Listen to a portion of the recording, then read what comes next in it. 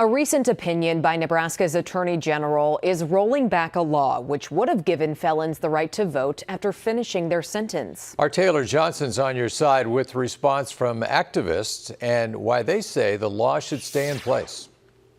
Thousands of Nebraska felons thought Friday would be a historic day for them, but not anymore. Why, of all things, when you are convicted of a felony, to take your voting right away?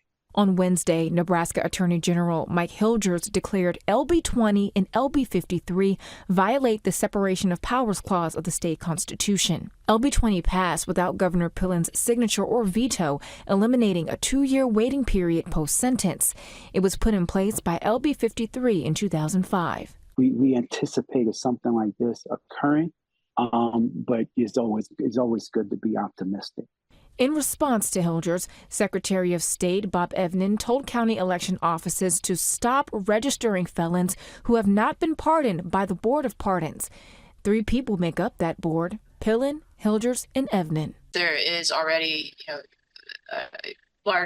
huge confusion that's been created by our government officials when really they should be focusing on ensuring that all eligible Nebraskans do and can access the right to vote. Senator Justin Wayne, who introduced LB 20, responded, saying in part, the principle of adherence to the lay should guide Secretary Evnen until the Nebraska Supreme Court renders a verdict on its constitutionality. I firmly believe that the Nebraska Supreme Court, esteemed for its wisdom and impartiality, will uphold LB 20. The LCU of Nebraska plans to take action.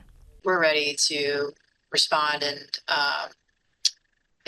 explore all ways that we can ensure that Nebraskans have the right to vote and to uphold the law that was passed by the legislature, with huge bipartisan support. Ayala thinks it's worth the fight and says, in the long run, restoring voting rights can keep felons from going backwards.